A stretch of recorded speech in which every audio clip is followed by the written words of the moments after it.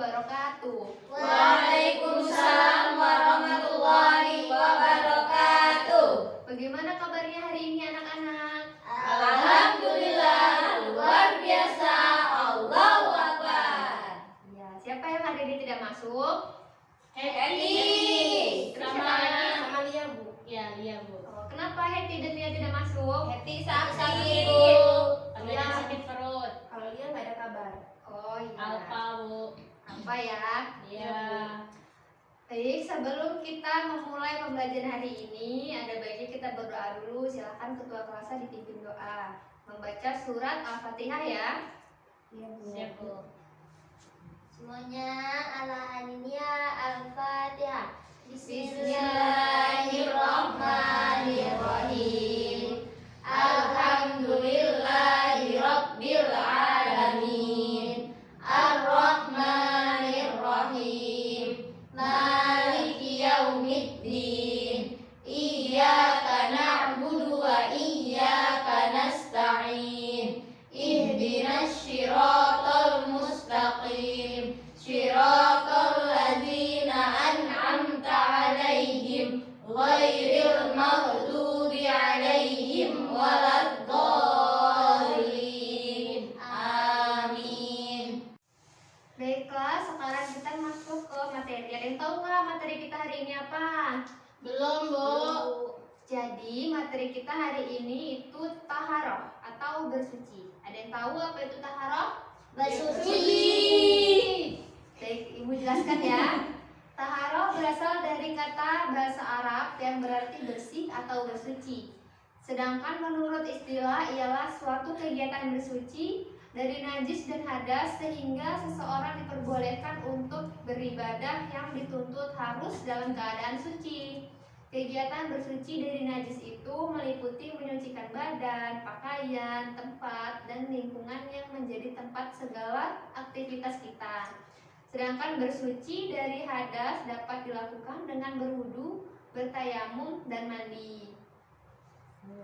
Nah, jadi taharah atau bersuci itu kegiatan bersuci dari najis dan hadas. Jadi bersuci taharah atau bersuci ini kita membersihkan diri atau menyucikan diri, baik itu dari badan kita, pakaian kita itu harus suci. Apalagi kita sebelum beribadah itu diwajibkan untuk bersuci terlebih dahulu ya anak-anak. Iya, Bu. Nah, sekarang lanjut ke pengertian najis dan hadas. Apa itu najis dan hadas? Ada yang tahu? Ada, Bu. Najis itu sesuatu yang menjijikkan, Bu. Ya, Ibu jelaskan dulu ya. Najis berasal dari bahasa Arab yang artinya kotoran, dan menurut istilah adalah suatu benda yang kotor yang mencegah sahnya mengerjakan suatu ibadah yang dituntut harus dalam keadaan suci. Nah, sedangkan hadas itu berasal dari bahasa Arab yang artinya suatu peristiwa, sesuatu yang terjadi, sesuatu yang tidak berlaku, sedangkan dalam istilah adalah keadaan tidak suci bagi seseorang sehingga menjadikannya tidak sah dalam melakukan ibadah. Nah, macam-macam najis dan tata cara taharahnya. Ada yang tahu macam-macam hadis itu apa aja? Najis atau 3, hadis, Bu. Najis, barang ini. Macam-macam najis. Ada 3 kan, Bu? Iya. Saya tahu, Bu. Iya, coba disebutkan. Najis mukalodo, najis muka papa, najis mutawasito. Ya. Sekarang Ibu jelaskan yang pertama itu najis mukhaffafah. Adalah najis yang ringan seperti air seni bayi laki-laki yang belum berumur 2 tahun atau yang belum makan atau masih disusui ibunya. Nah, cara menyucikannya itu sangat mudah, cukup dengan memercikan air atau diusap aja pakai air itu udah suci lagi. Nah, sedangkan najis mutawasita adalah najis pertengahan atau najis sedang. Yang termasuk najis ini itu ialah bangkai binatang darat yang berdarah sewaktu hidupnya. Seperti apa, ada yang tahu najis binatang darat yang berdarah sewaktu hidupnya? kucing. Ya, Anjing, Bu. ya, kambing ya. Terus darah, nanah, muntah, kotoran manusia dan binatang, dan arak atau khamar. Nah, jenis ini itu ada dua macam, yaitu najis hukmiyah dan najis ainiyah. Ainiyah salah. Nah, najis mutawasitah ini ada dua jenis, yaitu najis hukmiyah dan najis ainiyah. Najis hukmiyah itu najis yang diyakini adanya tetapi tidak nyata wujudnya atau zatnya. Bau dan rasanya seperti air kencing yang sudah kering yang terdapat pada pakaian atau lainnya. Cara menyucikannya itu cukup dibasuh dengan air yang mengalir aja.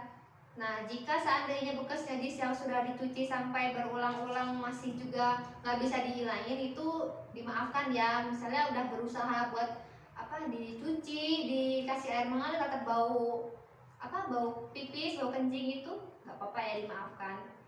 Nah, sedangkan najis ainiyah adalah najis yang tampak wujudnya atau zatnya dan bisa diketahui melalui bau maupun rasanya.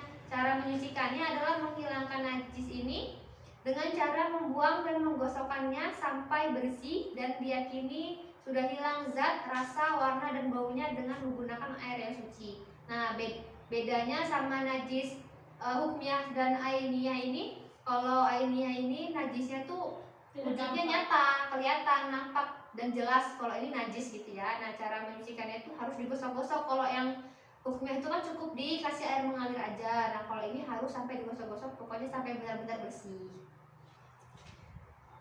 Nah, yang berikutnya itu najis mughalladah. Najis mughalladah itu najis yang berat ya. Najis ini bersumber dari anjing dan babi. Cara menyucikannya melalui beberapa tahap, yaitu dengan membasuh air sebanyak 7 kali.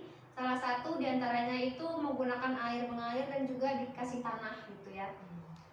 Nah, sekarang masuk ke macam-macam hadas dan cara bersuci. Hadas itu ada dua macam. Ada yang tahu? Hadas kecil, hadas besar. Ya, betul. Hadas kecil yaitu keadaan seseorang tidak suci, dan supaya ia menjadi suci maka ia harus berwudu, dan apabila tidak ada air maka diganti dengan tayamum.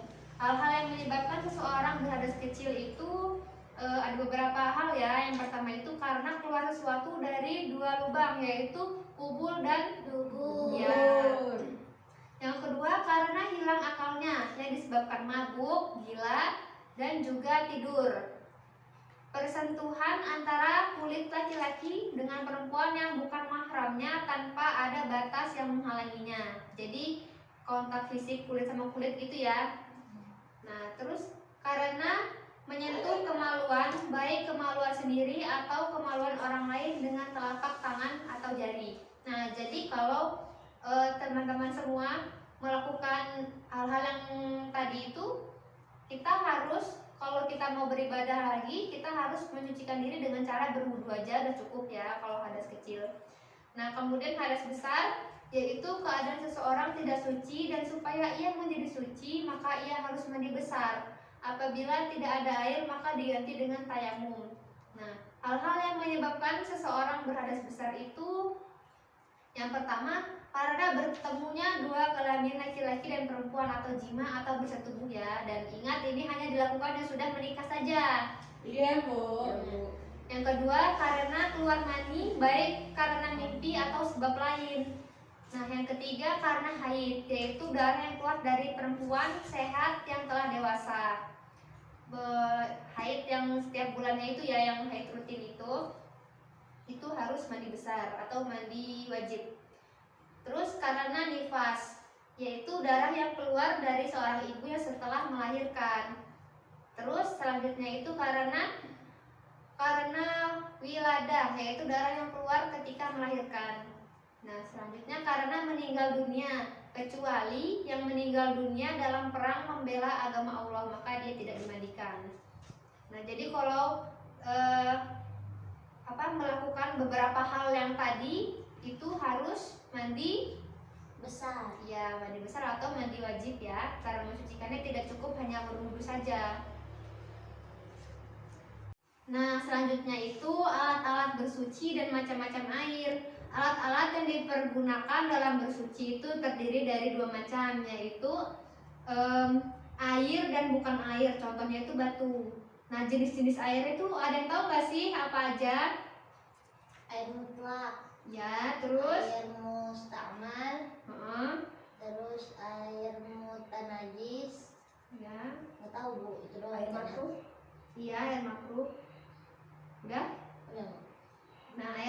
mutlak dan tahir mutlak, yaitu suci mensucikan, yaitu air yang masih asli belum tercampur dengan sesuatu benda lain dan tidak terkena najis.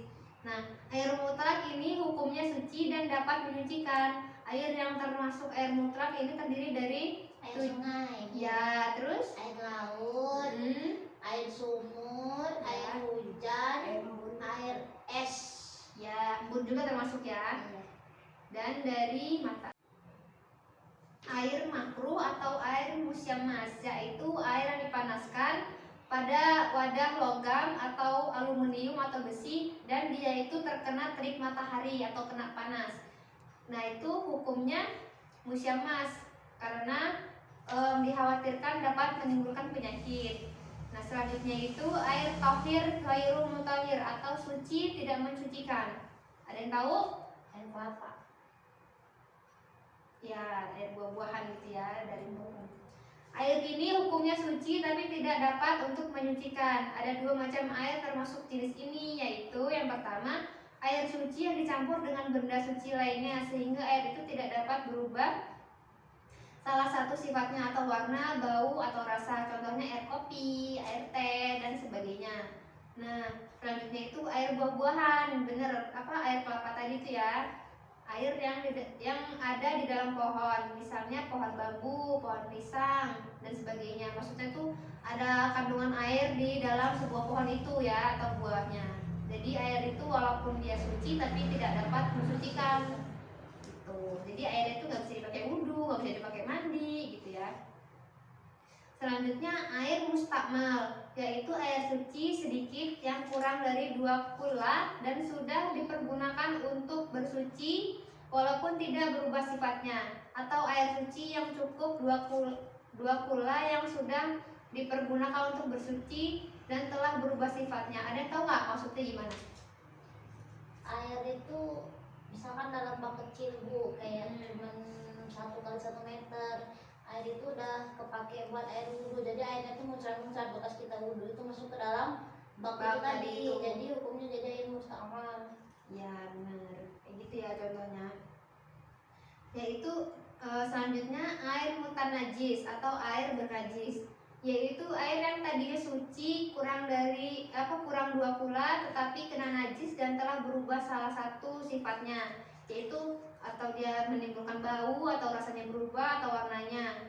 Air seperti itu hukumnya najis, tidak boleh diminum dan tidak sah dipergunakan untuk ibadah seperti wudhu, tayamum, mandi atau mensucikan benda yang terkena najis. Tetapi apabila air 2 kula itu air 2 kula atau lebih terkena najis namun tidak mengubah salah satu sifatnya, maka hukumnya suci dan mensucikan.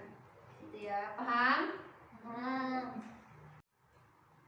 Nah, jadi untuk mempermudah kalian memahami materi kita hari ini, Ibu akan memperlihatkan sebuah video yang berhubungan dengan materi kita hari ini ya, materi kita yang tadi, agar kalian semua bisa paham. Kelihatan nggak? Nah, ini silakan tonton videonya ya. Lalu, tahukah kalian apa saja alat bersuci atau benda yang dapat digunakan untuk mensucikan diri? Kelihatan nggak? Yang pertama yaitu air, ada batu, ada tisu, daun, dan juga kayu.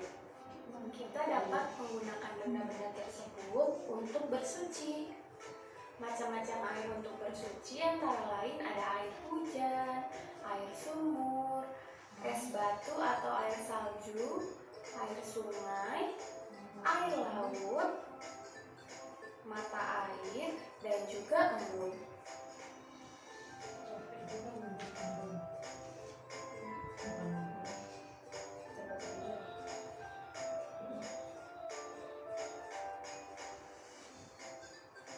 Macam-macam najis yaitu ada 3. Ada najis berat atau najis mughalladhah, najis sedang atau najis mutawassithah, dan najis ringan atau najis mukhaffafah.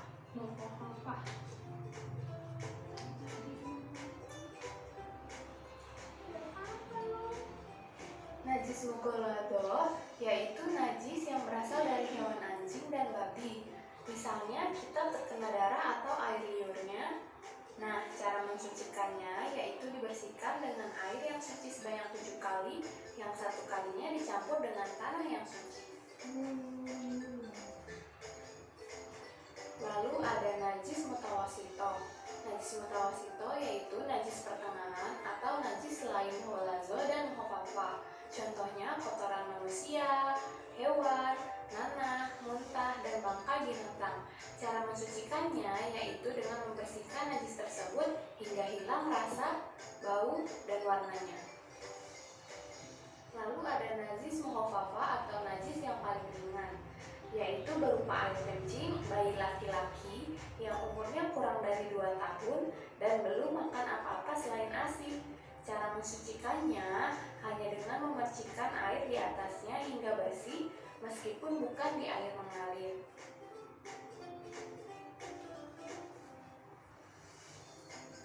Tata cara bersuci antara lain, untuk hadas kecil kita dapat bersuci dengan wudhu atau tayamum.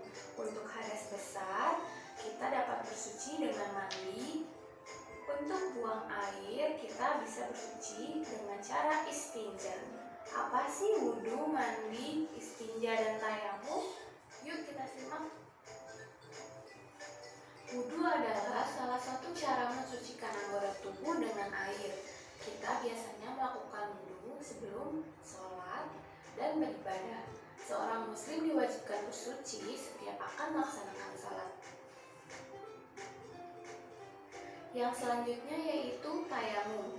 Tayamum adalah pengganti wudhu, yaitu dengan mensucikan diri menggunakan tanah atau debu yang bersih dan suci. Tayamum dilakukan saat sakit dan tidak boleh terkena air atau sedang berada di tempat yang tidak ada air sama sekali. Selanjutnya ada mandi. Mandi adalah bersuci dengan cara meratakan air ke seluruh tubuh dari ujung kepala hingga ujung telapak kaki dengan niat tertentu. Mandi wajib dilakukan apabila berhenti dari haid dan nifas, memandikan mayat, atau untuk orang yang mu'alaf. Selanjutnya ada istinja. Istinja adalah membersihkan diri dari kotoran setelah buang air besar atau buang air kecil. Jika tidak ada air, kita dapat membersihkan kotoran dengan menggunakan tisu.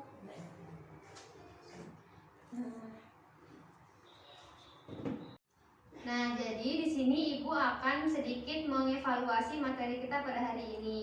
Jadi, tahara itu apa tadi? Bersuci. Ya. Mensucikan diri dari najis Dan hadas. Terus macam-macam hadas itu apa aja? najis Najis mutawasito. Kalau macam-macam hadas Hadas kecil, kecil hadas dan besar.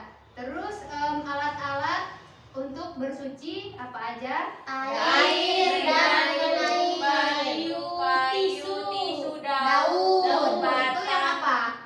Bukan air. Yang bukan air. Ya. Batu, tisu, kayu, kayu, daun. Kalau yang air, yang tadi ya, yang air Air sumur, air air hujan, air es, Daun sama salju. mata air. ya, mata air. Jadi udah paham semua ya. Ya, Bu. Nah, Ibu akan membacakan hadis sedikit yang buat memotivasi kalian ya sedikit. Nah, hadisnya itu bunyinya gini.